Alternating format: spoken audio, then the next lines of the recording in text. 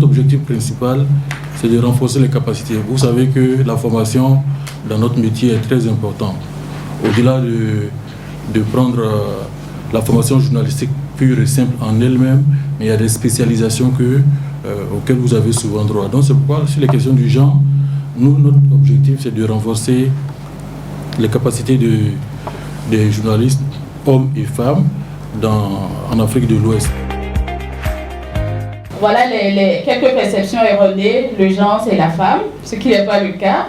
Donc la promotion du genre, promotion de la femme, non. Le genre est un domaine à part, à côté des autres domaines, alors qu'en réalité, c'est une thématique transversale.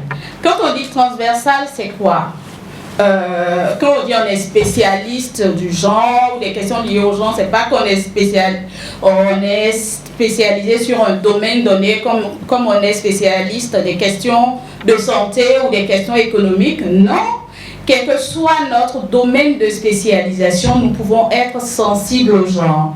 Donc le genre est transversal, ça veut dire qu'il s'applique à tous les domaines.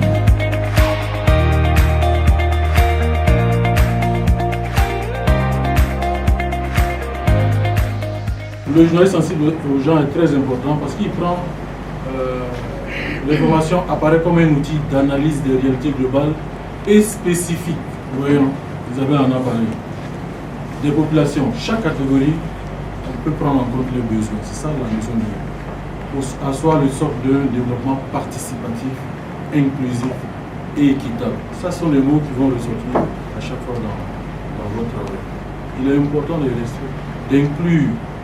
Vous avez fait quand même dans certaines sociétés où on place l'homme devant la femme. Est-ce qu'ici vous ne faites pas un forcing? Est-ce qu'il n'y a pas une entorse vis-à-vis des règles établies dans certaines sociétés?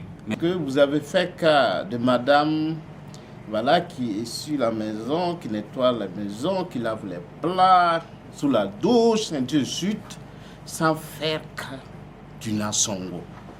Et de nos jours, là, les femmes aussi s'impliquent.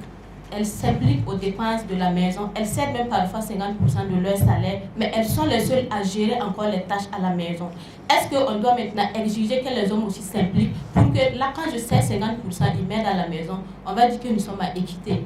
Et aussi, je dirais que l'équité est au service de l'égalité. Ça permet à chacun dans sa différence de se sentir au même niveau que les autres et satisfaire ses besoins.